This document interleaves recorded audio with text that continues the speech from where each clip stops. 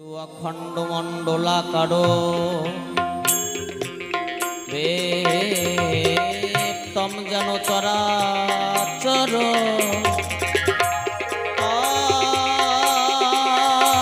পদম দর্শিতং যেন তস্मै শ্রী গুরুবে নমঃ। অজ্ঞানতিমিরন্ধাস্য জ্ঞানঞ্জন শলাকায়া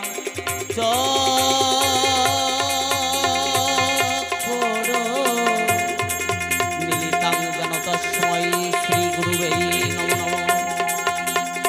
গুরু ব্রহ্মা গুরু বিষ্ণু গুরুদেব মহেশ্বর গুরুদেব পরম ব্রহ্ম তস্मै শ্রী গুরুবে নমঃ। আ কৃষ্ণ করুণা সিন্ধু দীনবন্ধু জগৎপতি গোপীকান্ত রাধাকান্ত নমস্তুতে।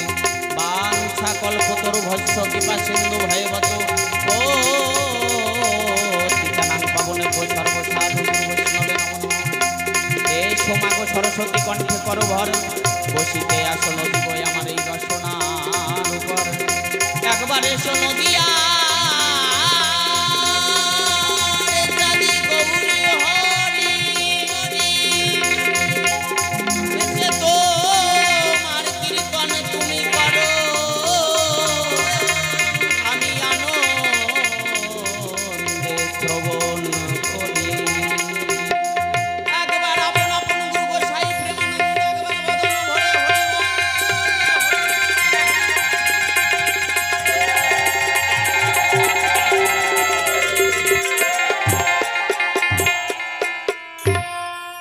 চাই পালার বিষয়বস্তুর দিকে।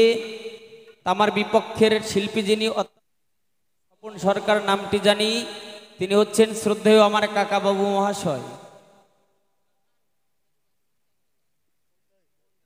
তাই আজকে একজন যেহেতু আমার বিপক্ষে অত্যন্ত জ্ঞানী গুণী শিল্পী একজন মহাজন মানুষ পেয়েছি, তাই আজকে আলোচনার বিষয়বস্তু হচ্ছে গৌরতত্ত্ব। গৌরতত্ত্বতে একদিকে থাকবে হচ্ছে কালীভক্ত আর একদিকে গৌরাঙ্গ মহাপ্রভুর ভক্ত। একদিকে হচ্ছে দাদা জগাই আর অপর দিকে থাকবে ভাই মাধাই। তাই আমার বিপক্ষের শিল্পী যিনি আমার কাকাবাবুকে আজকে কাকাবাবুর ভূমিকা বাদ দিয়ে তাকে আজকে দাদা জগাইয়ের ভূমিকায় রেখে আমি মাধাই হয়ে, মানে আমি কালীভক্ত হয়ে, আমার দাদা যিনি জগাই হলেন তিনি তাহাকে আজকে গৌরাঙ্গ মহাপ্রভুর ভূমিকায়, মানে ওই দলের ভক্ত গৌরাঙ্গ মহাপ্রভুর ভক্ত যিনি তিনি হচ্ছে দাদা জগাই, আর আমি হচ্ছে কালীমায়ের ভক্ত মাধাই। আমরা দুটি ভাই, সকলে জানে তাই, কিন্তু আমরা এক মায়ের গর্ভে জন্মগ্রহণ করি নাই। ওনার বাবার নাম আলাদা, আমার বাবার নাম আলাদা। আমরা দুটি ভাই, কাকা তো জ্যাঠা তো ভাই, কিন্তু আমরা জানি যে জগাই মাধাই দুটি ভাই, কিন্তু সেটা নয়। তিনি হচ্ছে জনার্দন চক্রবর্তীর ছেলে হচ্ছে আমার জগাই দাদা, আর রঘুনন্দনের ছেলে হচ্ছে আমি মাধাই। তাই দুটি ভাই এই সভাতে আজকে একটু দ্বন্দ্ব করতে চাই। তাহলে আমার বিপক্ষের শিল্পীকে আমি গৌরাঙ্গ মহাপ্রভুর ভক্ত, তিনি হচ্ছে দাদা জগাই, সেই ভূমিকায় রেখে আমি কালীমায়ের ভক্ত মাদাই হয়ে এই সভাতে দাঁড়াই। হবে যুক্তিতর্কের আটাআটি, হবে না লাঠালাঠি, কার যুক্তি হয় পরিপাটি আপনারা দেখবেন সবাই। তাহলে মা পালার বিষয়বস্তু আলোচ্য সূচি আজকে বোঝা গিয়েছে। আজকের পালার বিষয়বস্তু হচ্ছে একদিকে কালীভক্ত, একদিকে গৌরাঙ্গ মহাপ্রভুর ভক্ত, একদিকে দাদা জগাই আর আমি অপর দিকে ভাই মাধাই। ও গো রঘুনাথের পুত্র আমি গো, এই সভাতে দাঁড়াই,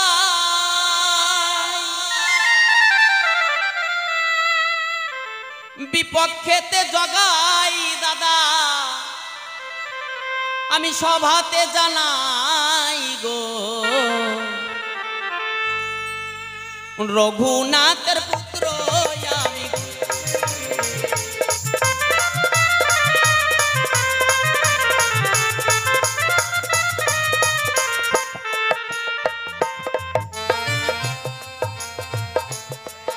ওরে মাধাই ভাই ও নামটি লয়ে এই সভাতে দাঁড়াই, বিপক্ষেতে জগাই দাদাই আমি সভায় বলতে চাই। আর সর্বপ্রথমে দাদার চরণে আমি প্রণাম জানাই। দুটি ভাই একসঙ্গে বড় হয়েছি আমি বলি সবার ঠাই। আর আনন্দেতে দুটি ভাই আমরা খেলে বেড়াতাম তাই। আর একসঙ্গে মদ মাংস খেতাম আমি সভাতে জানাই। এইভাবে দুটি ভাই আমরা বড় হতে থাকি। কিভাবে? যেখানে যাই দুটি ভাই একসঙ্গে থাকি, আমরা দুটি ভাই মিলেই মায়ের পূজা করি, মদ মাংস খাই। তারা হচ্ছে জমিদারের ছেলে, দুই ভাই। আর এবং তারা দুইজনই হচ্ছে বলবান, দুজনেই খুব শক্তিমান। তারা কি করে? আনন্দ। ছেলে মানুষের যেমন মনে আনন্দ হলে পরে কি করি আমরা? নেশা করি, মদের নেশা করি। বন্ধু বান্ধব হলে পরে কত আনন্দ করি। ঠিক আমরা দুটি ভাই তেমন আনন্দ করে বেড়াই। ছোট থেকে যেখানে যাই দুটি ভাই একসঙ্গে। এইভাবে চলতে চলতে যখন একটু বড় হলাম, আনন্দেতে দিন কাটাই আমরা বলি তোমার ঠাই। কত সুন্দর আনন্দেতে আমরা মদ মাংস খাই। আবার বৈষ্ণবেরও টিকি ধরে টিকি কাটতে যাই। আবার হরি নাম যে করে দেখো আমরা তার মাথা যে ফাটাই। বোঝা গেল? দুটি ভাই আমরা মায়ের পূজা করি, আনন্দ করি, আমাদের যেটা মনে বলে। আমাদের তো বাধা দেওয়ার মতো কেউ নেই। আমরা দুটি ভাই বড় হয়েছি, সুন্দর করে খেলাধুলা করি, আনন্দ করি, মদ মাংস খাই, হয়তো নেশার জোকে কোনো বৈষ্ণবের গিয়ে টিকি কেটে দিলাম, কিংবা হয়তো খোল করতাল ভেঙে দিলাম। এইরকম একটা আনন্দ, মদের নেশায় পড়ে আমরা আনন্দ করি। যেমন এই যে ছেলেপেলেরা যেটা মদ নেশা করলে পরে আনন্দ করতে হলে অনেক কিছুই করে থাকে, ঠিক আমরা দুটি ভাই ওই রকম আনন্দে দিন কাটাতাম। কিন্তু এই আনন্দের থেকে থেকে যখন বড় হলাম, আর দাদার মধ্যে কিছু পরিবর্তন দেখিবারে পেলাম। আর দেখি আমার জগাই দাদাই আর আগের মতো নাই। কেমন একটা ভাব হয়েছে দাদার মধ্যে সভাতে জানাই। দাদা এখন আমার সঙ্গে মেশে না ভাই, আমি বলি সবার ঠাই। আর নাম লিখিয়েছে আর এক দলে গিয়ে সভাতে জানাই। দাদা এতদিনে থাকার পরে দাদার আমার সঙ্গে মিশতে চায় না। কি করে? দাদার মধ্যে কিছু পরিবর্তন। দাদা দল বদল করেছে। আমরা যে দলে ছিলাম, আমরা দুই ভাই লিডার ছিলাম, বাকি যারা ছিল আমাদের সঙ্গী সাথী ছিল। কিন্তু দাদা কিছুদিন পরে একটু পরিবর্তন দেখা যায় দাদার ভিতরে। দাদার আগের মতো নাই দাদা। আচ্ছা, আমরা বাস্তব ক্ষেত্রে যদি দেখি, কোনো পার্টি যদি সিপিএম করে, যদি অন্য পার্টিতে যায়, তৃণমূলে যাক, বিজেপিতে যাক, যেতে যাক, যদি যেতে হয় যায়, তার নিশ্চয়ই একটা স্বার্থ থাকে। হয়তো মোটা অঙ্কের কিছু টাকা পায়, না হলে কিছু পায়, হয়তো দল পরিবর্তন করে, এই জন্য অন্য দলে যায়। কিন্তু আমার দাদা যে দলে গিয়ে নাম লিখিয়েছে, আমরা তো আনন্দে থাকতাম। আমার দাদা করেছে কি? এমন একটা দলে গিয়ে নাম লিখিয়েছে, হিংসাতে মন ভরপুর দল আমি বলি সবার ঠাই। বৈষ্ণবের দলে গিয়ে নাম লেখালই আমি সভাতে জানাই। আর ধুলায় পড়ে গড়াগড়ি যায় দেখো, হরি বলে কেঁদে বেড়ায়। সারাই অঙ্গে ধুলা মাখে, এমন অঙ্গে ধুলাই মিশে যায়। দাদা এমন একটা দলে গিয়ে নাম লিখিয়েছে, যে দলের হিংসাতে ভরপুর। এক বৈরাগীর বাড়িতে গেলে আর এক বৈরাগী খায় না, আর একজনের ছোঁয়া পেলে পরে আর এক বৈরাগীর ধারের কাজ দিয়ে যায় না। যদি একটা ভালো দলে গিয়ে নাম লেখাতো, তাহলে হয়তো বোঝা যেত দাদা গিয়েছে, আমাকেও দুদিন পরে টেনে নেবে। কিন্তু দাদার মধ্যে তা না। দাদা গিয়েছে কি? কোথায়? যে দলের ভিতরে হিংসাতে ভরপুর, এক এক বৈরাগীর এক এক ভাব। দাদা করেছে কি? আমরা কত রাজ ঐশ্বর্যে থাকতাম, কিন্তু দাদা এখন আমার দল বাদ দিয়ে কি করেছে? ওই বৈরাগীর দলে গিয়ে নাম লিখিয়েছে। শিরা বসন পড়িয়া দাদা দেখো কাঁদিয়া বেড়ায়। আর হরি বল বলে দাদা দেখো সময় নাচিয়া বেড়ায়। আর একবার হাসে একবার কাঁদে অমন বলি সবার ঠাই। এই ঘটনা কিন্তু দাদার মধ্যেই আমি দেখিবারে পাই। এই ঘটনা আমি দাদার মধ্যে দেখতে পাই যে আমার দল বদল করে দাদা ওই যে দল নাকি হিংসাতে ভরপুর ওই দলে আমার দাদা জগাই গিয়ে নাম লিখিয়েছে, আমার সঙ্গে আর মেশে না। তাহলে এইখান থেকেই আমার জিজ্ঞাসা শুরু। দাদা ভাই আমি তোমার কাছে জানতে চাই, তুমি যে একটা দল বাদ দিয়ে, ভালো দল হোক আর খারাপ দল হোক, আমরা মায়ের পূজা করতাম, জগতে মায়ের পূজা আমরাও করি, তাহলে আমরা দুটি ভাই কত সুন্দর আনন্দেতে দিন কাটাতাম, মায়ের পূজা করতাম। কিন্তু তুমি কি করলে, আমাকে রেখে দল বদল করে তুমি আর একটা দলে গিয়েছো, সেই দলে হিংসাতে ভরপুর। ওই যে বললাম এক বৈরাগী খেলে পরে আর এক বৈরাগী যায় না, আর এক বৈরাগী শুয়ে দিলে তার গন্ধ মোটে যায় না, এইরকম একটা। আর কি শিরা বসন পরে, আমরা সবসময় রাজ ঐশ্বর্যের বসন পরে থাকতাম, আর দাদা এখন শিরা বসন পরে ঘুরে বেড়ায়, শুধু কেঁদে বেড়ায়। রা বলে দাদা কাচ্ছে, ধা বলে ধুলায় গড়াগড়ি খাচ্ছে। প্রথমবারে কোকো দাদাই আমি জানিবারে চাই, কি পেলে ওই বৈরাগীর দলে বুঝাবে আমায়। আমার মায়ের কাছে কি ছিল না এমন বলি সবার ঠাই, কি পেলে ওই বৈরাগীর দলে জানাবে সবাই। মা আমার কথাবার্তা বোঝা যাচ্ছে তো নাকি? কি কথা বোঝা যাচ্ছে? নালে কিন্তু ওই পান খাওয়ার বাদাম খাওয়া কিন্তু সম্বল হবে না। বোঝা যাচ্ছে কি কোন বাবারা, বোঝা যাচ্ছে তো নাকি?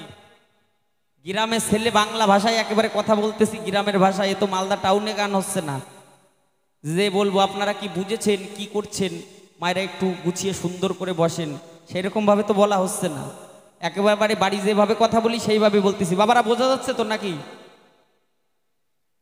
একটু হাতটা একটু তুলে দেখাতে হবে যে হ্যাঁ বোঝা যাচ্ছে আমার কথাবার্তা, বোঝা যাচ্ছে। আমার দাদার কাছে আমার জিজ্ঞাসা, আমরা দুটি ভাই আনন্দ করতাম, কিন্তু তুমি কি করলে, আমার দল পরিবর্তন করে ওই দলে গেলে। তোমার কাছে আমি জানতে চাই দাদা, তুমি এমন নতুন কি পেলে আর আমার এই দলে তুমি কি অভাব ছিল যে আমার দলটা ছেড়ে গেলে ওই দলে গিয়ে নাম লেখালে? এই তোমার কাছে আমার প্রথম জিজ্ঞাসা। তুমি আরেও কি করছো, অনাহারে তোমার দিন কাটছে, কেঁদে বেড়াচ্ছ আর হিংসা নিন্দায় ভরপুর। যদি একটা সুন্দর দলে গিয়ে নাম লেখাতে, বড় দলে গিয়ে নাম লেখাতে, তাহলে বোঝা যেত, কিন্তু তা না। তাহলে এক নম্বর আমার জিজ্ঞাসা, দাদা তুমি নতুন করে কি পেলে যে আমার দল বাদ দিয়ে ওই দলে গেলে, ওই দলে গিয়ে নাম লেখালে কি নতুন করে পেলে? এই তোমার কাছে জানবার বাসনা। আজকে মোটে সারাসারি নাই, ওই যে বলে দিয়েছে না যে মহাজন যা তোর মনে বলে আজকে তাই জিজ্ঞাসা করিস, অসুবিধা নাই, আজকে সেই রকমই। কি ঠিক আছে তো নাকি কোন বাবা? জিজ্ঞাসা ঠিক আছে তো? ভালো মন্দ একটু বলা লাগবে, যেহেতু এইরকম পালা কিন্তু হয় না, ঘরের থেকে শিখেই আসে বেশি পালা হয়। কিন্তু আজকে যেহেতু বলে দিয়েছে বাপের বেটার মতো আমার কাকা বাবু, কয় বাঁচতে তোমার যা ভালো লাগে সেইটাই করো গে, আজকে তাই শুরু করে দিছি। প্রথম নাম্বার জিজ্ঞাসাই আমার হয়ে গেল রে ভাই, আর সুন্দর ভাবে দাদা এসে দেখো মন বুঝাবে সবাই। আর একটা জিজ্ঞাসা আমি তোমার কাছে করিবারে চাই, সুন্দরভাবে বোঝাবে তুমি এসে এ ধর্মের সবাই। আর তোমার দলের যে দলপতি লিডার আমি দেখিবারও পাই, আর তাহার কিন্তু জন্মের বর্ণনা একেবারে ঠিক নাই। আর জীব জগতের নারী নরেগণ যারা 10 মাস 10 দিনে জন্মগ্রহণ করে, আর তোমার দলের লিডার যে যেমন জন্মে ভেজাল করে। আর দাদা যেই দলে গিয়েছে ওই দলের দলপতি, সব দলের তো একটা দলপতি থাকে না, দলের একটা লিডার থাকে, লিডার না থাকলে দলটা পরিচালনা করবে কি? ওই দলের যে দলপতি গৌরাঙ্গ মহাপ্রভু, যিনি আমরা জীবজগতে দেখতে পাই, যদি মায়েদের সন্তান 9 মাসে কিংবা 10 মাসে প্রসব হয়, তবু একটা দিন ধার্য করা হয় 10 মাস 10 দিনে। কিন্তু ওই দলের যে দলপতি, তার জন্মতিথি ঠিক নাই, জন্ম মাসই ঠিক নাই, তার দলে গিয়ে আমার দাদা নাম লিখিয়েছে। গৌরাঙ্গ মহাপ্রভু হলেন যিনি 13 মাস মায়ের গর্ভে থেকে 14 মাসে এসে জন্মগ্রহণ করেন তিনি, যার জন্মের মানে জন্মের তো একটা সময় থাকবে, নির্দিষ্ট সময় থাকবে। কেউ 10 মাস 10 দিনে হোক কিংবা 9 মাস 10 দিনে, এর ভিতরেই হয়, কমে হয়, কিন্তু কাউ বেশি হয় না। একটা মায়ের একটা সন্তান যদি গর্ভে থাকে তাহলে 10 মাস 10 দিন মা ঠিক মতো খেতে পারে না, ঘুমাতে পারে না, কত যন্ত্রণা। ভগবানের কাছে কান্না করতে থাকে, হে গোবিন্দ কবে আমার সন্তানকে এই ধরাধামে পাঠাবি, এই জ্বালা যে আমি আর সইতে পারছি না। কিন্তু ওই দলের দলপতি যিনি লিডার, তিনি কি করলেন, মাকে যন্ত্রণা দিলেন। 13 মাস মায়ের গর্ভে থেকে 14 মাসের মাথায় জন্মগ্রহণ করলেন। তাহলে উনি যদি দলের দলপতি হয়, লিডার হয়, তাহলে ওনার যত সঙ্গবদ্ধ ছিল তাদেরকে শেখায়। আরে এই জীব জগতে তিনি এসে কি শিক্ষা দিয়ে গেল 13 মাস মায়ের গর্ভে থেকে? কই, যদি নিচের আচরিয়া ধর্ম জীবকে শেখায় মর্ম, ভগবান যদি এসে তাই শেখায়, আমাদের কলির যুগের ভগবান হলেন যিনি, গৌরাঙ্গ মহাপ্রভু হলেন তিনি যদি শেখায় যে 13 মাস মায়ের গর্ভে থেকে 14 মাসে মাথায় মায়েদের সন্তান প্রসব হবে, কই এখন তো হয় না, এখন তো হয় না। কিন্তু গৌরাঙ্গ মহাপ্রভু হলেন যিনি ওই 13 মাস থেকে মায়ের গর্ভে 14 মাসের মাথায় জন্ম নিলেন তিনি। এটা করে কি জীব শিক্ষা দিল, আর মাকে কেন এত যন্ত্রণা দিল? মা যখন গর্ভবতী অবস্থায় থাকে মায়েদের কত যন্ত্রণা, দুমুঠো ভাত খেতে পারে না, সময় মতো ঘুমাতে পারে না, স্নান খাওয়া দাওয়া থাকে না, কত যন্ত্রণা নিয়ে। তবু সন্তানের ভালোবাসায় মা কিন্তু ভুলে যায়। যখন ওই কত মা একটা সন্তান প্রসব করতে গিয়ে মারা যায়, তাহলে কত যন্ত্রণা বুকের ভিতরে গোবিন্দর কাছে প্রার্থনা করতে থাকে, হে গোবিন্দ তুমি আমার এই যন্ত্রণা থেকে মুক্তি দাও। তাহলে জীবকে এসে ভগবান এসে তোমার দলের দলপতি এসে কি শিক্ষা দিয়ে গেল যে 13 মাস থেকে মায়ের গর্ভে 14 মাসের মাথায় জন্ম নিতে হলো। তাহলে আমার 2 নাম্বার জিজ্ঞাসা হয়ে গেল, মা বোঝা গেল ওই দলের দলপতি। আর দলের মধ্যে যে ভেজাল দেখতে পাই, যে এক একজনের মত এক একজন আলাদা, তাহলে তুমি কেন ওই ভেজালের ভিতরে গেলে এবং কি নতুন করে পেলে আমার দল বাদ দিয়ে? এই হলো তোমার কাছে 2টো জিজ্ঞাসা। প্রথমবারে বেশি জিজ্ঞাসা করব না, যেহেতু বাপের বেটার মতো বলে গেছে, যা ভাসতে যা মনে আসে তাই বলে দিস, কিন্তু প্রথমবারে একটু ট্রাই করা দরকার, তাই না? আগেই চাপাই দিয়ে তো কোনো কাজ নাই। 2টো পরের বারে যদি ঠিকঠাক হয় তারপরে এসে আরো চাপাবো মনে ভাবি। তাই প্রথমবারে যাহা কিছু জিজ্ঞাসা করলাম দান,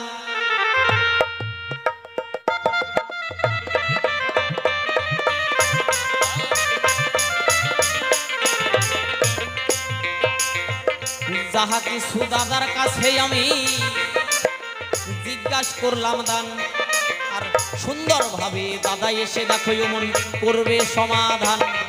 আর দেখি এবার দাদা এসেই আমার কোন কথা কয়, কোন ধারের ভাবধারা সেই অমন বোঝাইয়া লয়। কি মায়ের আর একটা জিজ্ঞাসা করে যাব নাকি? কি কন আপনারা? যেটা বলবেন সেটাই। আজকে সত্যি সত্যি পালা আছে, বানানো কথা না একেবারে তাই। কি কন বাবার? আর একটা করে যাব জিজ্ঞাসা, নাই 2টোই থাকবে? একবারেই চাপাই যায় না, আর আসি আর না আসি তারপরে কোন ভাব হবে না। আর একটা জিনিস হচ্ছে, আচ্ছা বাবারা মায়েরা বলেন তো, ত্রিজগতে মাকে কাঁদিয়ে কোনো ধর্ম হয়? জগতে যত মূর্তি পূজা করেন, যা করেন, পিতামাতার মনে কষ্ট দিয়ে কোনো ধর্ম হয়? কোনো ধর্ম ত্রিজগতে সসম্পূর্ণ হয় না, মা পিতামাতাকে কাঁদালে পড়ে। কিন্তু ওই দলের দলপতি যিনি জীবন ভরে মাকে কাঁদালেন, তিনি কোথায় চলে যায়? সন্ন্যাসে চলে যায়, আর মা নিমাই নিমাই বলে কাঁদতে থাকে। তাহলে মায়ের চোখের জলে ভেসে যায়। ওপার বাংলার একটা গান শুনেছি কি তাই, খাওয়াই আখির দধি মুগ্ধ, মাটির মাকে করছো মুগ্ধ, জানতো মাঝে ঘরে বসে পচা পান্তা খায়, স্বর্গপুরে ছাই হবে তোর মায়ের বেদনায়। তাহলে ওই দলের দলপতি যিনি, তিনি কি করলো? মাকে কাঁদিয়ে গেল। তাহলে ওই দলেই তুমি কেন যোগ দিলে? আর মাকে কাঁদাইয়ে তোমাদের দলপতি তো তোমাদেরকেও শিখিয়ে যাবে যে এই করতে হবে, তাহলে সেই দলেই তুমি নাম লেখালে কেন? আর মাকে কষ্ট দিয়ে জগৎ মাঝে এলো কেন 13 মাস থেকে 14 মাসে কেন এলো, আর মাকে কাঁদিয়ে কোন ধর্ম হয়? তোমাদের দলপতি তো তোমাদেরকে শেখায়, তাই না? যে দলপতি থাকবে, আমি যদি বিড়ি খাই তাহলে আমার পিছনে যে করা থাকবে ভাই বন্ধু ওই করাও শিখবে, আমি শেখাবো। আমি যদি দলপতি হই শেখাবো। তাহলে তুমিও গিয়েছো, তুমি কি দেখে ওই দলে গেলে, আর তোমাদের দলপতি এটা করলো কেন? তোমার কাছে এই 3টা জিজ্ঞাসা। প্রথমবারে 3টা জিজ্ঞাসা করে গেলাম দান, আর তুই এসে সুন্দরভাবে করবে সমাধান। আর এরপরেতে জগাই দাদা সহ হাতে আসিবে, আর তাহারও মন ভাবের কথা খুলিয়া বলিবে। এবার দেখি এসে দাদাই আমার কোন কথা কয়, আর কোন ধারের ভাব দ্বারা সে বুঝাইয়া লয়।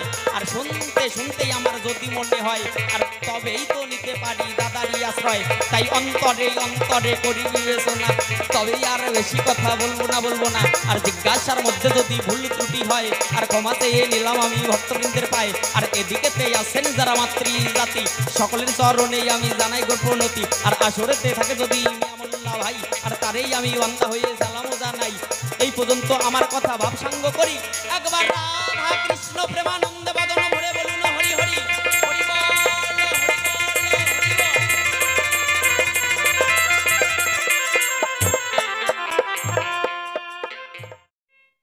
উপস্থিত আমার সাধুগুরু বৈষ্ণব, কৃষ্ণ ভক্ত, গৌর ভক্ত, আমার মা সকল এবং আমার বাবা সকল, কাছে এবং দূরে যে যেখানে আছেন, যেভাবে আছেন, শুরুতেই এই অধম স্বপন সরকারি ভক্তিপূর্ণ প্রণাম আপনাদের চরণে। জয় গুরু, জয় গুরু, জয় গুরু।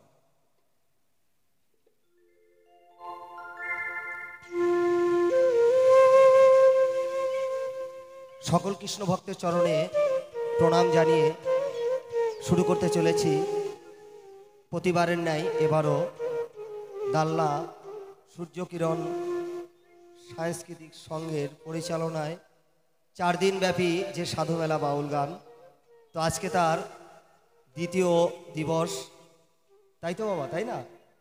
তো আজকে এই দ্বিতীয় দিবসে আপনাদের চরণতলে এসে দাঁড়িয়েছি। তাই নতুন করে আর কিছু বলার নেই, আপনারা আমাকে দেখেই বুঝতে পারছেন আমি একজন সাধারণ গ্রামের ছেলে। গানের ভাব ভাষায়, সুরে তালে ছন্দে আমার ভুল হবে রাশি রাশি। তো আমার শত ভুল শত অপরাধ আপনারা ক্ষমার চোখে রাখবেন, এটুকুই আশা রাখি। তো ইতিপূর্বেই আমাদের সকলকে যিনি গান শুনিয়ে আনন্দ দিয়ে গেল, অত্যন্ত একজন জ্ঞানী, গুণী, তত্ত্বচর্যায় পারদর্শী, আমার সম্পর্কে ভাসতে পরিচয় দিয়ে গেল। তাই তো সুন্দর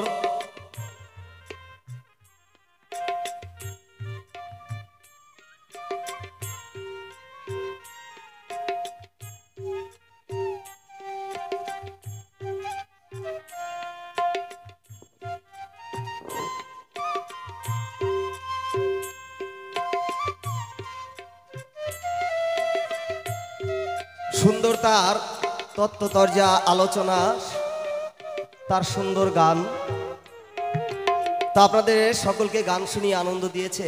তাই ওমা, আমি কিন্তু আপনাদের গান শুনিয়ে আনন্দ দিতে পারবো না, হরি বলো।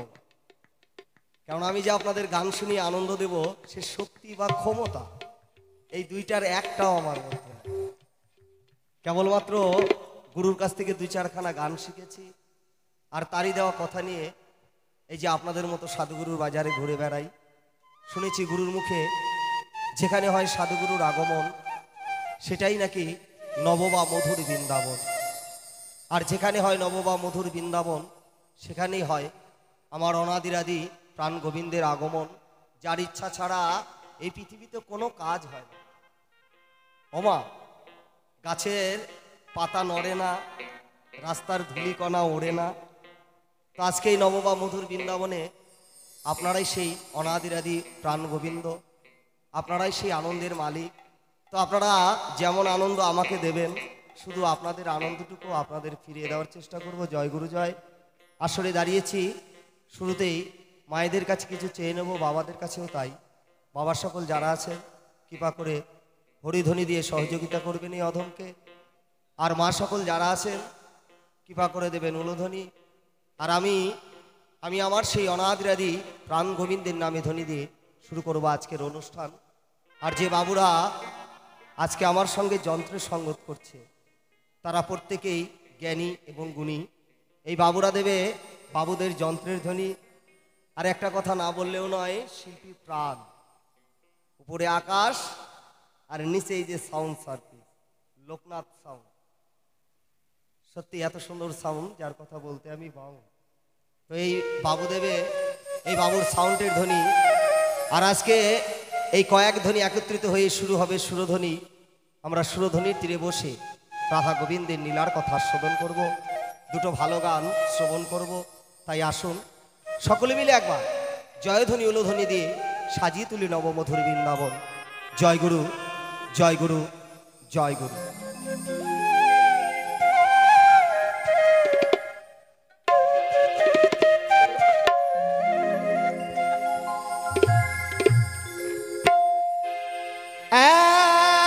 একবার জয়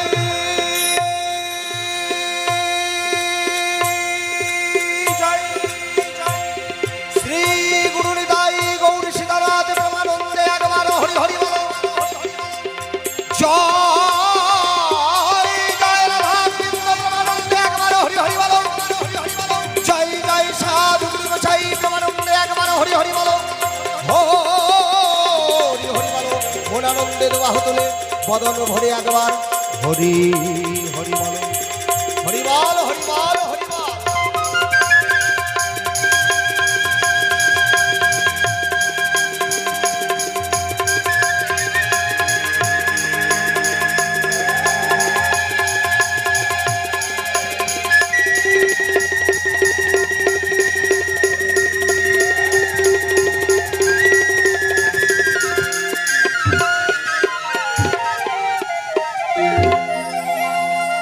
অখণ্ড মণ্ডলাকারম ব্যাপ্তম যেন চরাচর তদং দর্শিতং যেন তস্মৈ শ্রী গুরুবে নমঃ নমঃ। অজ্ঞানং তিমিরন্ধস্য জ্ঞানং জনং শ্লোকয়া চক্ষুরং উন্মিলিতং যেন তস্মৈ শ্রী গুরুবে নমঃ নমঃ। গুরু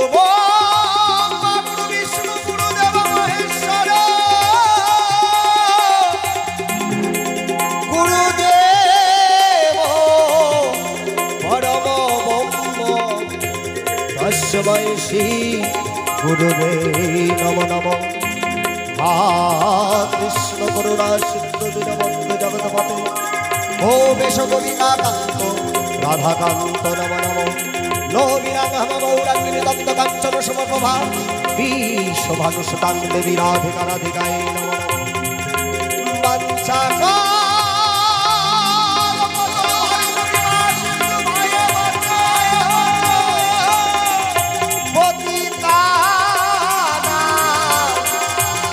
বলে সর্বসাধু গুরু বৈষ্ণবী নমঃ নমঃ। জননী জন্মভূমিষ্য স্বর্গাদ বিগরুষি পিতা সর্বপিতা ধর্মপিতা হি পরমতপ ঈশ্বর বিদ্যমা পণ্ডিত সর্বদেবতা। হরে কৃষ্ণ কৃষ্ণ কৃষ্ণ হরে হরে, হরে রাম রাম রাম।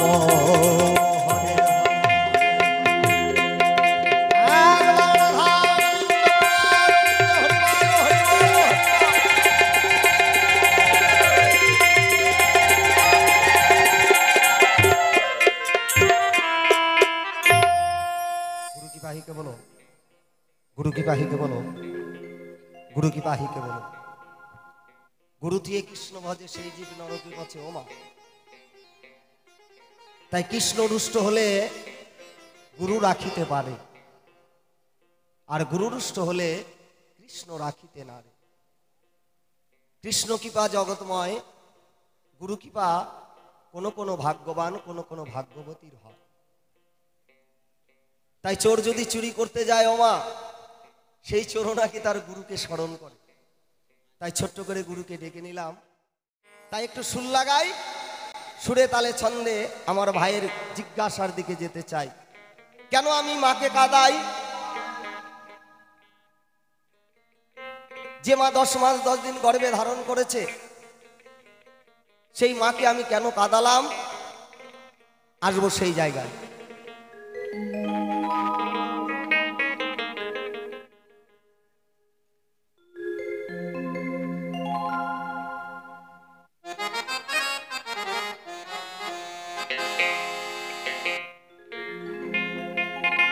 ওই আমি জনার্দনের পুত্র জগাই রে,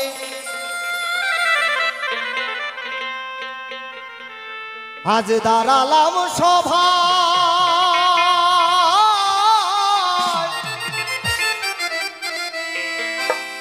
ওই আমার বিপক্ষেতে ভাই মাধাই, ওই আমি দিলাম পরিচয় রে, জনার্দনের পুত্র আমি রে।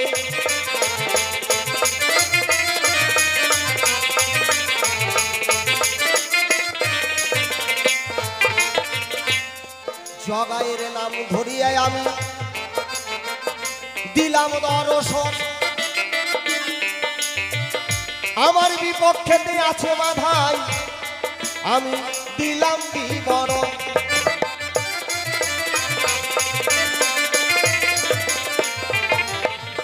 মাধাই এবং জগাই আমরা সবাই জানি এরা দুটি ভাই, কিন্তু ওমা এরা কিন্তু এক মায়ের গর্ভে নয়।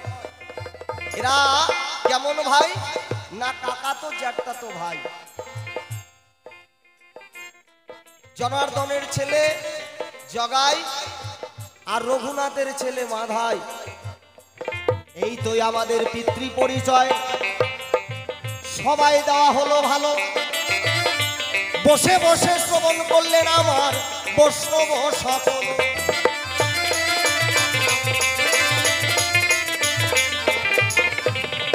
মাধাই এসে এ সভাতে দেখো জানি বাহারে চাই, তার কথা ধরে ধরে আমি উত্তর দিতে চাই।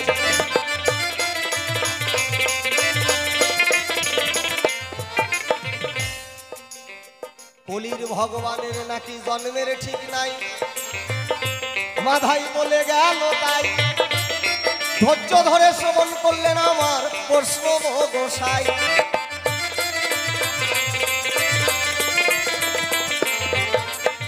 বলেছে যিনি আমার কলির ভগবান, তার নাকি জন্মেরই ঠিক নাই বাবা। আচ্ছা, এই কথা মেনে নেওয়া যায়? হ্যাঁ, এহ জগতে আমরা নারী এবং পুরুষ, আমরা পিতা মাতার মিলনের ফলে আসে বাবা। রজ এবং বীজ এই দুইটা যখন মিলন হয়, সেই মিলনের ফলে একটা নারী এবং পুরুষের জন্ম হয়। কিন্তু আমার প্রাণ গোবিন্দ যিনি, তিনি রজ বীজে জন্ম নেয় না। শোনো শোনো ভাই আমি করি আলোচনা। হৃদয় গৌর হরিবল হরিবল হরিবল হরিবল। ওমা একদিন সচিরানী কি করেছে না, স্নান করতে গেছে যমুনায়। তিনি কি দেখতে পায়, একটি তুলসী পত্র দেখো উজান দিকে যায়। সেই ঘটনা দেখলো আমার সচি গোমায়।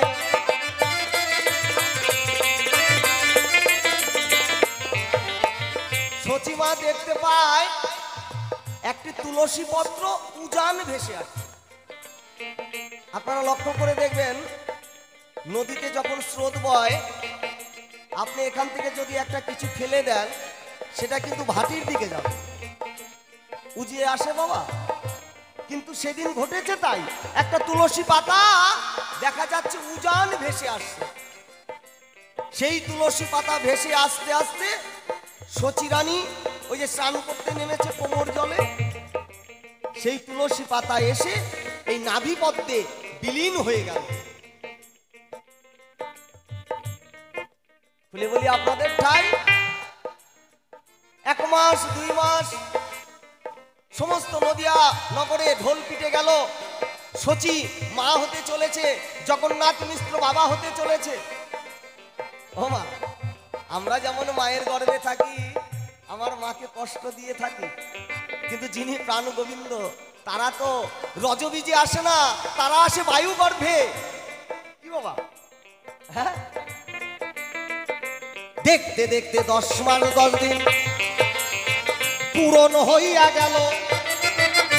পরিষ্কার শাস্ত্রে লেখা আছে ভাই, তোমায় বলি ভালো ও ভাই, তোমারে জানা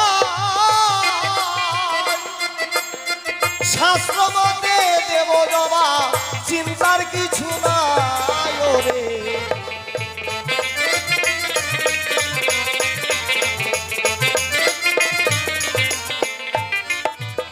মহাজন বলেছে অদীক্ষিতের হাতের জল 20টা সমতুল্য।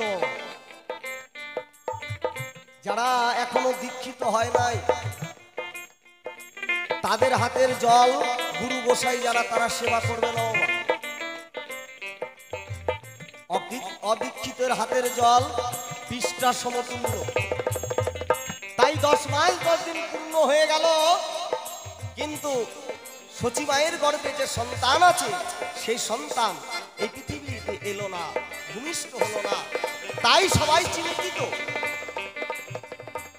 খুলে বলি আপনাদের ঠাই, সবাই নদিয়া নগরে চিন্তা করলো। তাই 10 মাস 10 দিন পূর্ণ হয়ে যায়, কিন্তু এখনো শচীর গর্ভ থেকে সন্তান প্রসব হলো না কেন? হরিবল হরিবল। অদ্বৈত গোসাই যিনি কুলগুরু, তিনি দৌড়ে চলে এলো, এসে বলল, আচ্ছা জগন্নাথ মিশ্র, তোমরা কি দীক্ষিত হয়েছ? জগন্নাথ মিশ্র বলে, আমি দীক্ষিত হই নাই। অদ্বৈত প্রভু চিনতে পারলো, বুঝতে পারলো যে কেন 10 মাস 10 দিন পূর্ণ হলো, এখনো গর্ভের সন্তান ভূমিষ্ঠ হলো না কেন? হরিবল হরি। এই অদ্বৈত গোসাই আর কেউ না ও মা, যিনি 33 কোটি দেবতার দেবতা দেবাদিদেব ভোলানাথ, তিনি বর্তমান অদ্বৈত গোসাই। একবার নিতাই গৌর সীতানাথ প্রেমানন্দে হরিবল হরি।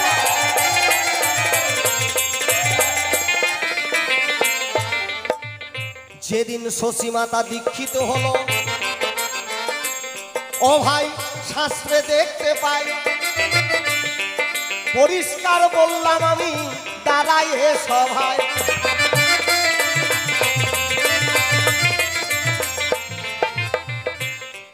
জগন্নাথ মিশ্র আর শচী মাতা তখন অদীক্ষিত ছিল।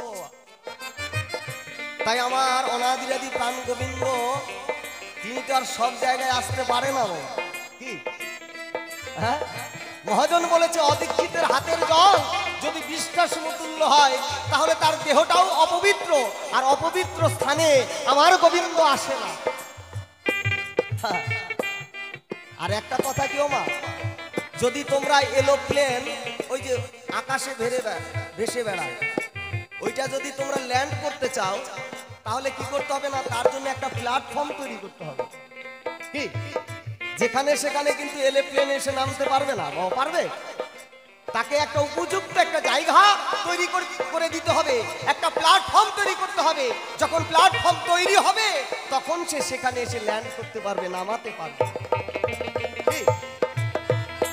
তাই যেদিন শচী মাতা দীক্ষিত হলো গো, ও ভাই তোমায় বলি ভালো, দেখতে দেখতে 13 মাস পূর্ণ হইয়া গেল। হরিবল হরিবল হরিবল।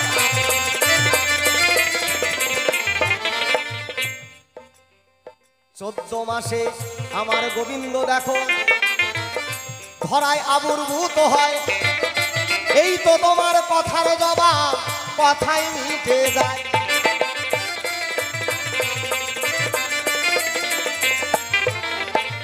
তাহলে কেন আমার ভগবান 14 মাসে এলো না? তখন শচী মাতা অদীক্ষিত ছিল। তাই অদীক্ষিতর এই দেহটা অপবিত্র, শ্মশান সমান। তাই অপবিত্র জায়গায় আমার গোবিন্দ আসে না। কেমন? এই তো তোমার কথার জবাব, কথাই মিটে গেল।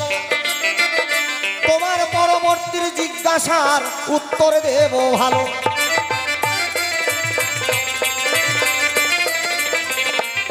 ও ভাই তোমারে জানা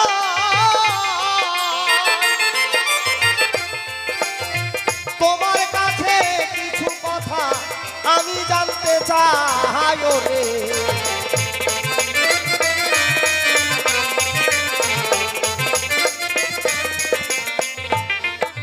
ও ভাই তুমি বলবে এই ধর্মসভায় তোমার মা সে একজন নারী, তো মা হয়ে কেমন করে সন্তানের বলি খায়? কি বাবা দেখবেন লক্ষ্য করে ও মা, যেখানে মায়ের পূজা হয় সেখানে পাঠা বলি দিতে হয়। আচ্ছা পাঠাটাও তো কোনো মায়ের সন্তান, কি পাঠা সেও একটা মায়ের সন্তান। আর তোমার মা তিনিও মা, সেও একজন নারী। তো মা হয়ে কেমন করে সন্তানের বলি খায় তুমি পরিষ্কার বাপের বেটার মতো বলবে এই ধর্মসভায়? কি কারণে তোমার মায়ের পূজায় পাঠা বলি দিতে হয়? সুন্দরভাবে বুঝাইবে তুমি দাঁড়ায় এ সভায়।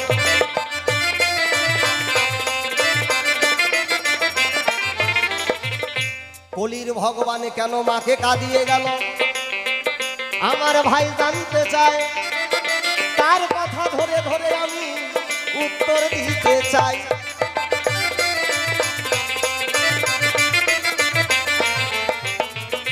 বলেছে তোমার দলের যিনি লিডার আমার গৌর সুন্দর, তার মাকে কাঁদিয়ে গেল কেন? ও মা, যে যেমন কর্ম করে কর্মের ফল তো তাকে ভোগ করতেই হবে। ও মা কি এই সতী মাতা তেতা যুগে কই কিনা নিছিল, শোনো শোনো ভাই মাধাই তোমায় বলি ভালো। আজকে তেতা যুগে সূর্য বংশ রাজা দশরথ, তার 3 জন রানী ছিল, কৈকি, সুমিত্রা আর কৌশল্যা। আপনারা জানেন সবাই কৈকি ছিলেন বিমাতা, যার জন্য রামচন্দ্রের 14 বৎসরের জন্য বনবাস হয়েছিল। যখন রামচন্দ্র বনবাসে যাবে এমন সময় বিমাতা কৈকির কাছে এসে দাঁড়ায়। রামচন্দ্রকে দেখে কৈকির চোখে জল এসে যায় আসতে। সেদিন রামচন্দ্র বলছে, মা আজকে তুমি কাঁদছো কেন? আজকে তো তোমার আনন্দের দিন, তোমার সতীনের ছেলে যাবে 14 বৎসরের জন্য বনবাস, আর তোমার সন্তান হবে অযোধ্যার রাজা। তাই মা, তুমি মা হয়ে তুমি সন্তানের মর্ম বুঝলে না। মা হয়ে তুমি আজকে যে কর্ম করেছো তাই তোমাকে করব না মাপ, তোমাকে করব অভিশাপ। আজকে তোমার জন্য আমার গর্ভধারিণী মা কত কষ্ট পাচ্ছে। তুমি একবার ভেবে দেখলে না, মায়ের কোলে থেকে যদি সন্তান হারিয়ে যায় সে মায়ের কত বেদনা, কত কষ্ট। আজকে তোমার জন্য আমার মা সে সন্তান হারা হচ্ছে, তাই আমি তোমাকে করলাম অভিশাপ। তোমার গর্ভে আমি জন্ম নেব, যতবার আসবো ততবার তোমার গর্ভে জন্ম নেব, কিন্তু তোমাকে মা বলে ডাকবো না, আর আমি তোমার কাছে থাকবো না। একবার রাধা গোবিন্দ প্রেমানন্দে হরিবল হরিবল।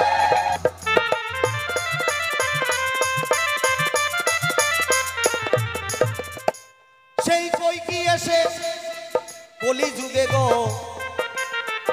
শচী নামে জন্ম নেয়, যার গর্ভে জন্ম নিয়েছিল আমার গৌরাঙ্গ সুন্দর। দেখো কথা মিথ্যা নয়।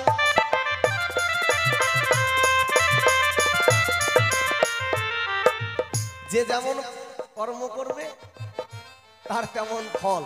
তাই রামচন্দ্রের অভিশাপে ওমা আজকে নিমাই সচী মাতাকে ছেড়ে তিনি সন্ন্যাসে গেলেন। রামচন্দ্র অভিশাপ করেছিল, এই তো তোমার কথার জবাব, কথাই মিটে গেল। চাঁদ বদনে ভক্তবৃন্দে একবার হরি হরি বলো, একবার তাই গৌর শিলানাথ প্রেমানন্দে হরিবল হরিবল। আর একটি ছোট্ট জিজ্ঞাসা এই আসরে রাখিবারে চাই, সুন্দরভাবে বুঝাইবে দাঁড়ায় সভায়।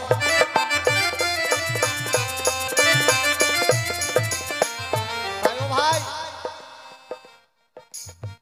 আর একটা ছোট্ট জিজ্ঞাসা তোমার কাছে, তুমি বলবে এই সভা মাঝে এই যে তোমার মায়ের গলায় একটা মুন্ডমালা দেখতে পাই,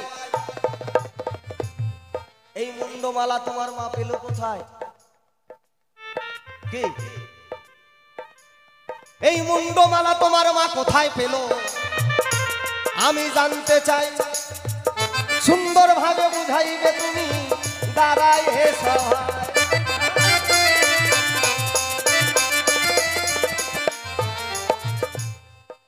তো আমার ভাইয়ের যা জিজ্ঞাসা ছিল মনে হয় আমার জবাব দেওয়া হয়ে গেল, তাই না? আরো কিছু আছে নাই? এইখানে এমন কোন মা এমন কোন বাবা আছেন যে আপনার ছেলে তার লাইফটা প্রাইমারি স্কুলে কাটিয়ে দেবে এমন আশা আপনাদের এখানে কারো আছে? নাই? আমার ছেলে প্রাইমারি স্কুল পাস করবে, হাই স্কুলে যাবে, আমার ছেলে হাই স্কুল পাস করে কলেজে যাবে, এটাই আমাদের আশা। কি তো ভাই তুমি যে মায়ের সাধনা করছো ওইটা হচ্ছে প্রাইমারি স্কুল। কি তাই আমার মনে আছে, ভাবো আমি কলেজে যাব, কলেজে যখন যাব নলেজে পাকা হব, এটাই আমার ইচ্ছা। তাই এই দল ছেড়ে দিয়ে আমি কৃষ্ণের দলে যাই। একবার রাধা গোবিন্দ প্রেমানন্দে হরিবল হরিবল হরিবল।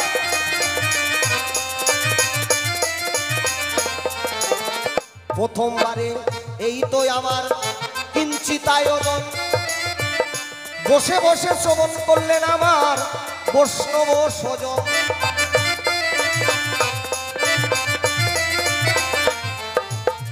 যাক তবে বেশি কথা বলবো না, ছেড়ে দিয়ে যাবো আমার কাব্য আলোচনা।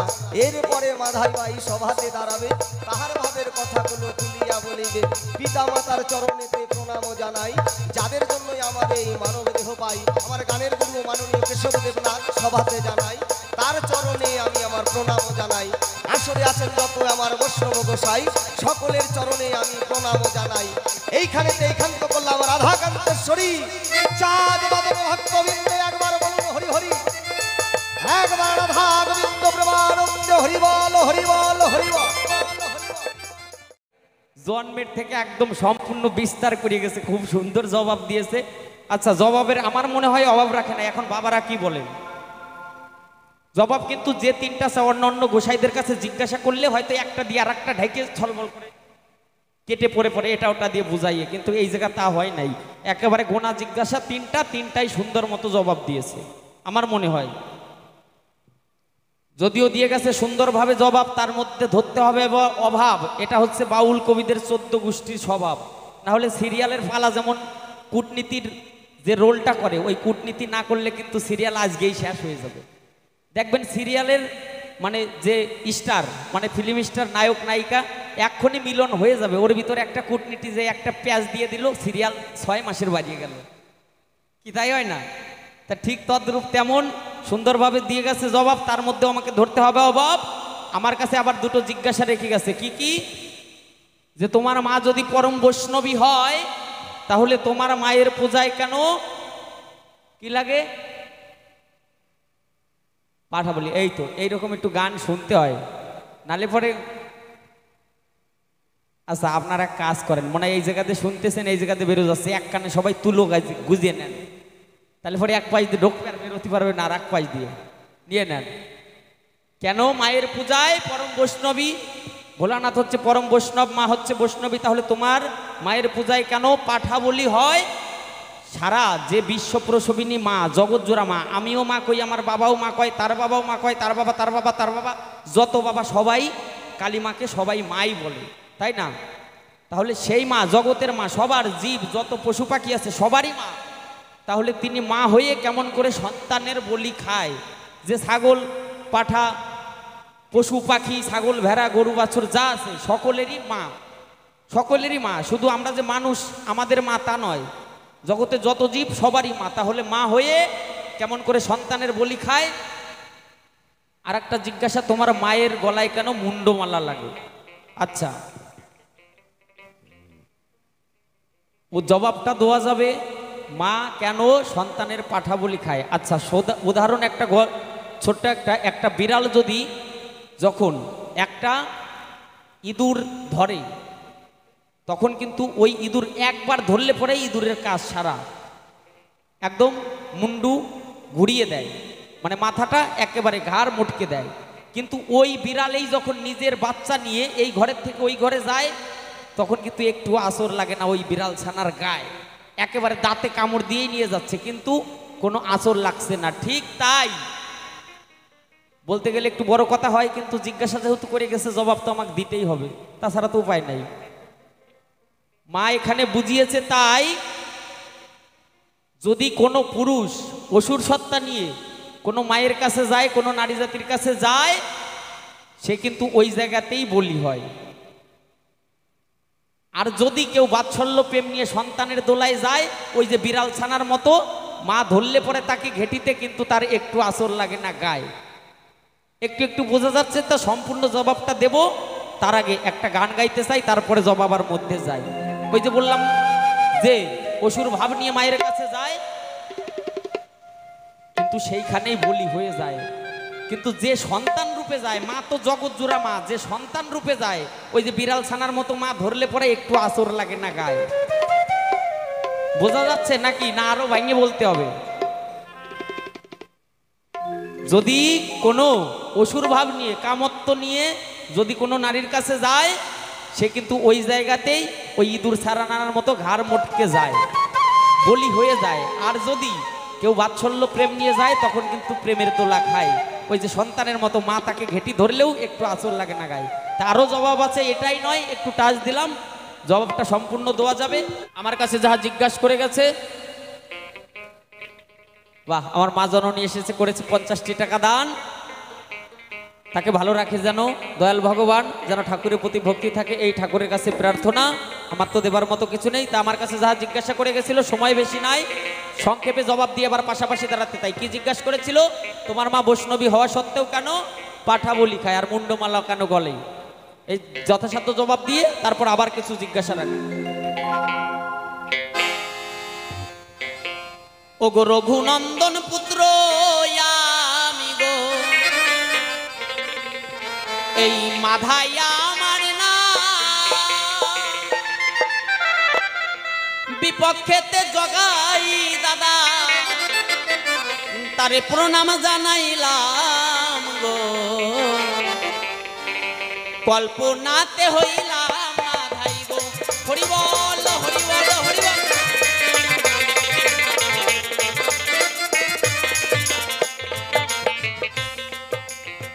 জগাই দাদা আমার কাছে করলো জিজ্ঞাসা দান, ও গো ভাই তুমি মাধাই এসে তার করো সমাধান। আর তোমার মা যদি বৈষ্ণবী হয় মন বলি সবার ঠাই, সন্তানের বলি খায় কেমন করে জানাবে সবাই। তোমার মায়ের গলাতে কেন মুন্ডমালা দেখতে পাই, সুন্দরভাবে বুঝতে চাইলো এ ধর্ম সভায়। ওই যে বলেছিলাম ও গো দাদাই আমি তোমায় বলতে চাই, বিড়াল যদি ইঁদুর ধরে তার দফা সারে সে খায়।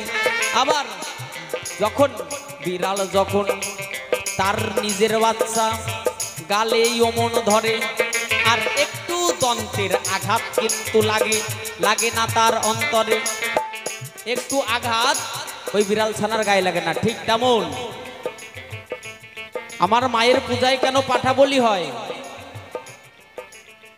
অজা অসুর নামে এক যমন অসুর ওগো ছিল। মাকে দেখে তাহার ভিতরে দেখো কাম জাগ্রত হলো। মা বিশ্ব প্রসবিনী মা, জগতের মা, সকলের মা, তাকে দেখে, মাকে দেখে যদি কারো কাম জাগ্রত হয় তার বলি দিতে হয় না কি করতে হয়? অজায় অসুর নামে এক মন অসুর ওগো ছিল। মায়ের রূপ দেখিয়া তাহার দেখো কাম জাগ্রত হলো।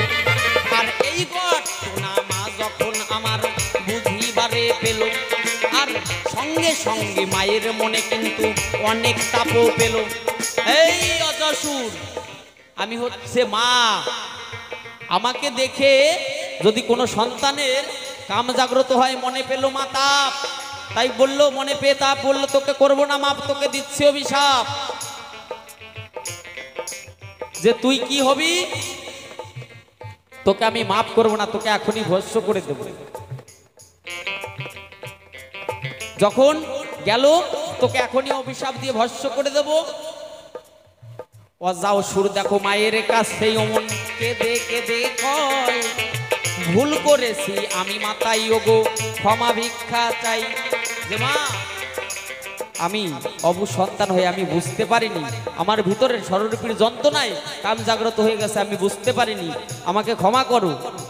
বলে তুই যে মায়ের রূপ দেখে তোর কাম জাগ্রত হলো, এটা তো ক্ষমা করার বিষয় নয়, তোকে আমি শাপ দিয়েই দেব। যখন বললো এর থেকে তোর ভিতরের যে মানে অসুর তাকে বিনাশ করতে হলে পরে তোকে আমি ক্ষমা তো করতেই পারবো না। তুই যে কাজ করেছিস স্ত্রী জগতে, যদি তোর ওই ভিতরের অসুরকে বলি না দেওয়া হয়, তাহলে এইরকম তো আরো জন্ম হতে পারে, তাই না? ভিতরের অসুরকে যদি বলি না দেওয়া যায়, মা তখন করলো কি, যখন অজা অসুর মায়ের কাছে কেঁদে কেঁদে বললো যে মা আমার মুক্তির কি পথ, তাহলে ভিতরের অসুরকে কিভাবে বলি দেব? ওই নিজেই অসুর, আমার ভিতরে অসুর আছে, তার অসুরের ভিতরেও অসুর আছে, মানে খারাপের মধ্যেও খারাপ থাকে, খারাপ একেবারে তার ভিতরেও খারাপ থাকে, ভালো তার ভিতরেও ভালো থাকে। ঠিক অসুরের ভিতরে অসুরত্ব জেগে মায়ের রূপ দেখে কাম জাগ্রত হলো। তখন দেখো অজায় অসুর দেখো কেঁদে কেঁদে বলিল, মা তখন কৃপা করে তারে মুক্তির পদ বলিল যে এর পরের জন্মে তুই দেখো এমন পাঠা হয়ে জন্ম নিবি, যখন আমার দ্বারেতে ওমন তুই বলি পড়িবি, আর সেই সময়ে যখন মামা বলে দেখো চিৎকারও করিবি, তোর এই অসুর দেখো বলি হয়ে যাবে, তুই মুক্তি পেয়ে যাবি। হরি বল হরি বল হরি বল।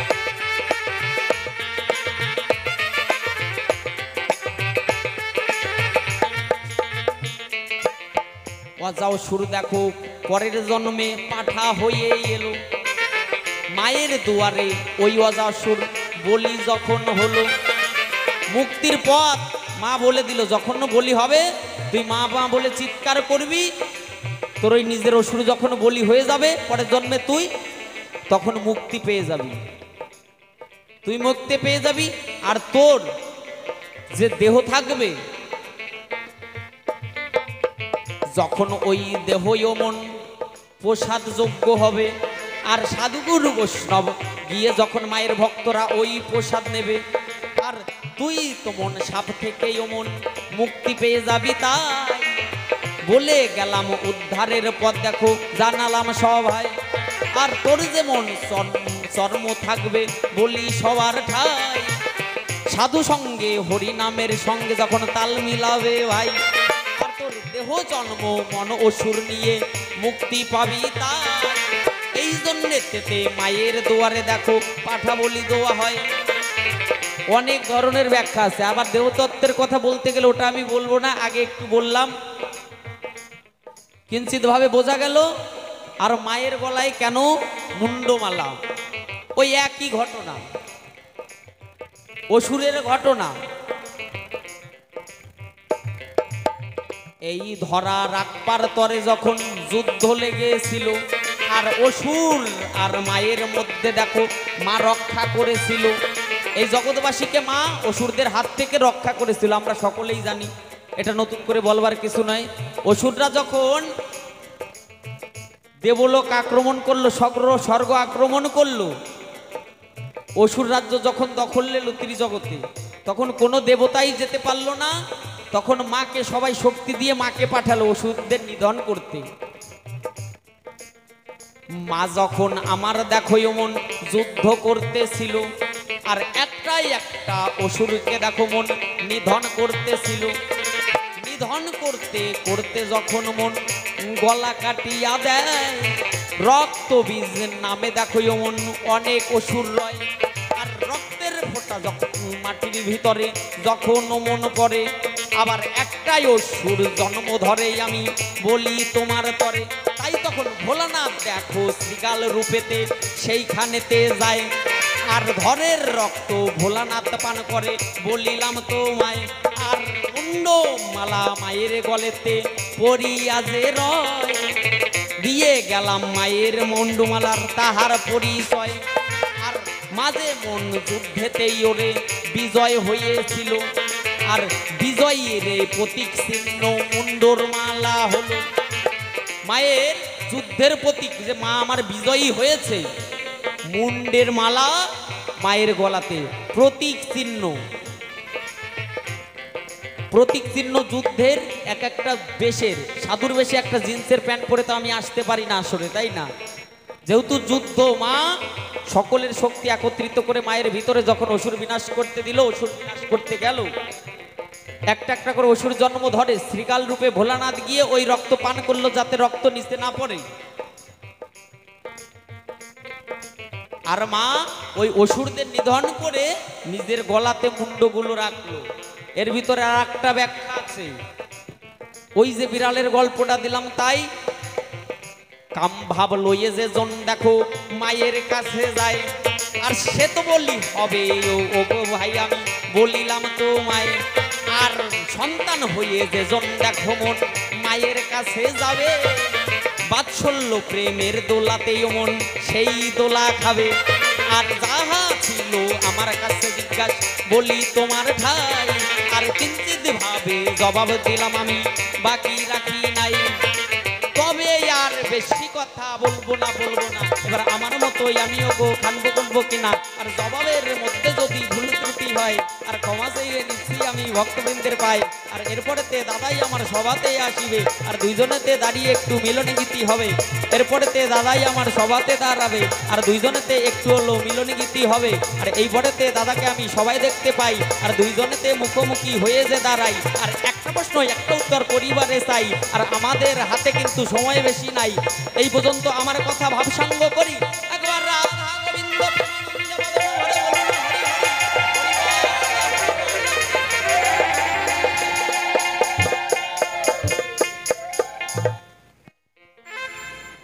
ও তুমি এসো এসো দাদাই আমার, ও গো দ্বন্দ্ব মোহনাই গো। এবার আমরা দুজন মিলে মিলন গীতি গাই গো। ভালো ভালো ভালো ভালো চেক ভালো। তুমি যে গৌরের দলে গেলে সবাই তুমি বলবে খুলে, জানবে সকল ভক্ত দলে আমি জানতে চাই গো।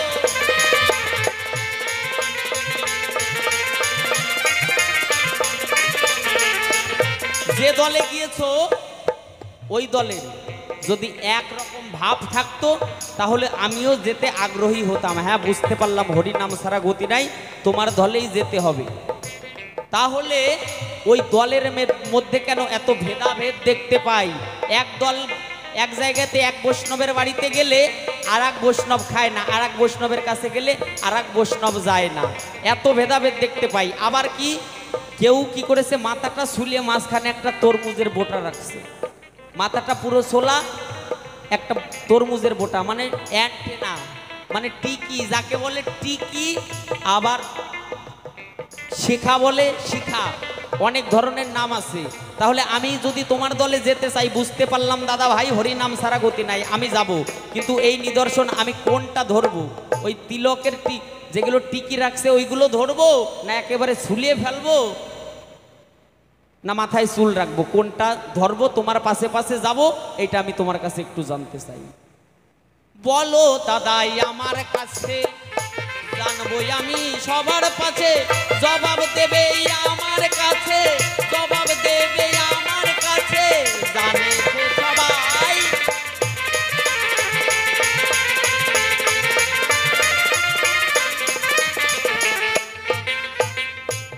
তুমি সুন্দর কথা জিজ্ঞাসিলে,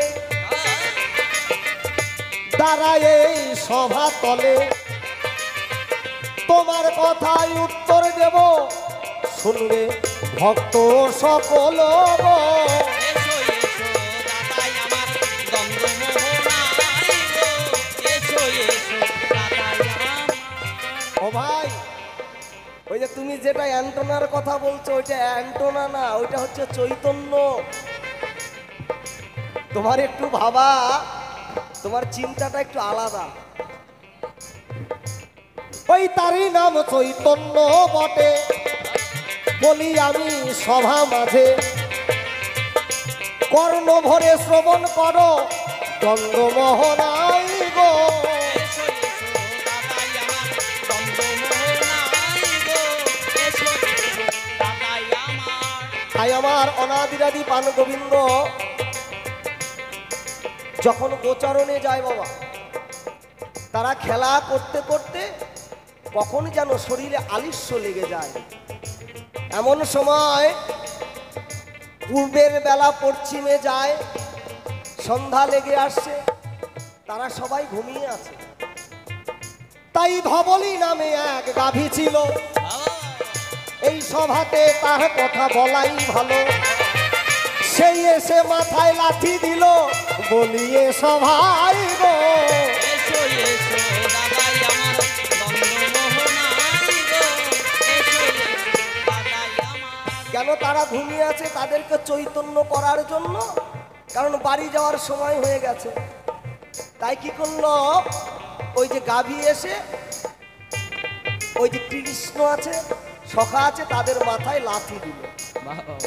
কেননা চৈতন্য করলো, তাদের বাড়ি যাওয়ার সময় হয়েছে। সেই থেকে দেখো চৈতন্যের জন্ম হলো। এই তো তোমার কথার জবাব হলো। আরো যদি কথা থাকে বলো এ সভায় গো। এসো এসো দাদাই আমার দ্বন্দ্ব মোহনায় গো, তুমি আমি আমার তোমার কাছে, আহা, জবাব দেবে সবার পাশে। শুধু কি ওই বোটা রাখা তা নয়, আমি বলছি দাদা ঠিক আছে, হরির নাম সম্বল আমি তোমার দলে যেতে পারতাম, কিন্তু এত কোয়ালিটি করতে হলে পরে তো যাওয়া যায় না। আমি মায়ের দল ছেড়ে দাদার সাথ ধরবো ঠিক আছে, কিন্তু এত কোয়ালিটি দেখলে হয়, মনে হয় ওই যে একজন বললাম টিকি রাখে, একজন মাথা চলে একবারে তরমুজের বোটার মতো।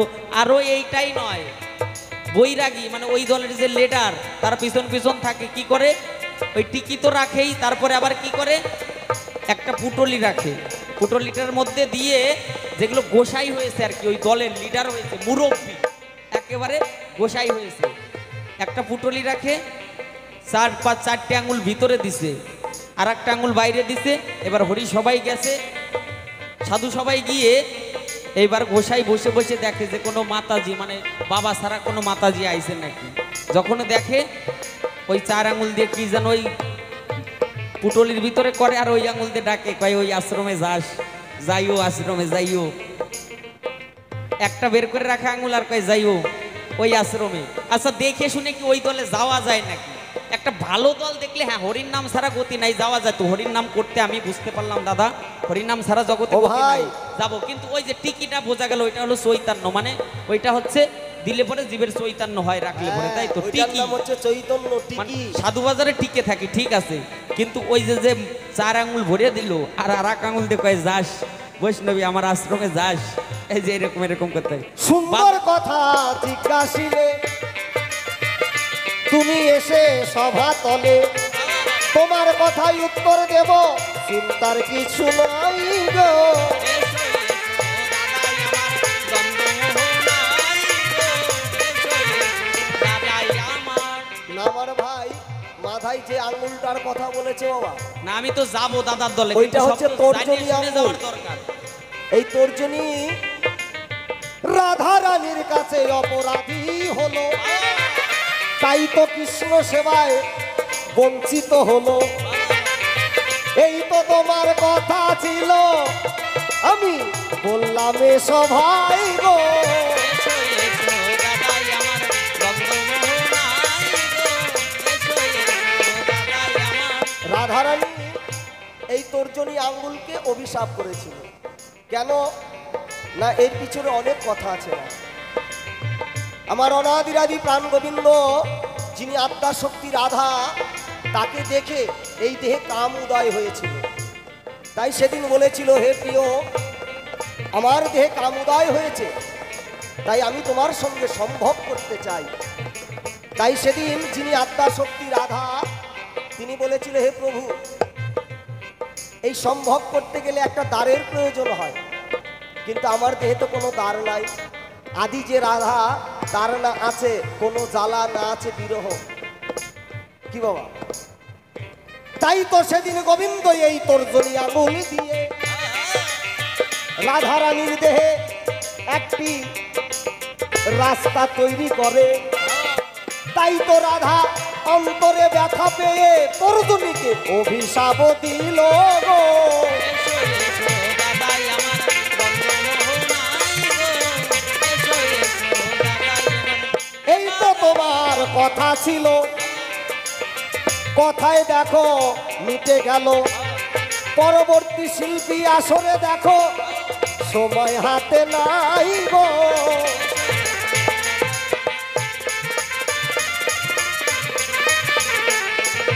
দাদা তোমার কথায় বোঝা গেল আমার হরির নামের দলে যাওয়াই ভালো। এবার আমি হরি বলবো, এবার আমি হরি বলবো, তোমার দলে যাই। আসতে ও ভাই, আমার দলে আসতে গেলে চাইলে তো হবে না, কি হবে? একটু জেনে নিলাম হ্যাঁ, আমার কি দলে দেখি আসতে হয়। চাইলে হবে না। জীবনে হরিনাম আমার- ছাড়া তো কোনো গতি নেই। আমার দলে যেতে গেলে প্রথম কর্ম হচ্ছে তোমাকে ভিক্ষা করতে হবে। কেন ভিক্ষা করতে হবে? কারণ ভিক্ষা না করলে তুমি আমার দলে আসতে পারবে না। কারণ মহাজন বলেছে, লজ্জা ঘৃণা ভয় এই তিন থাকিতে নয় বাবা। মানে নিজের আমিত্বকে হ্যাঁ। একেবারে মেরে তারপরে তোমার দলে বিলীন হতে হবে। তার আগে তুমি আসতে পারবে না। তুমি আমার কথা নেবে, দাঁড়ে দাঁড়ে ভিক্ষা করবে, আর ভিক্ষা করে আমার দলে আসবে, বলিব তোমায় গো।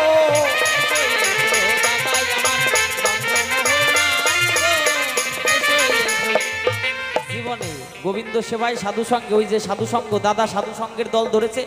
সাধু সঙ্গ যেতে হলে পরে নিজের আমিত্বকে বাদ দিয়ে তবেই জীবনের একটা কর্ম সফল হবে। জীবনের আমিত্ব বাদ দিয়ে যদি ওই দলে মেশা যায়, তবেই হয়তো গোবিন্দের কাছে একটা জবাব দেওয়ার উপায় হয় যে ধরাধামে এসেছিলাম, যা করতে এসেছি তাই করেছি।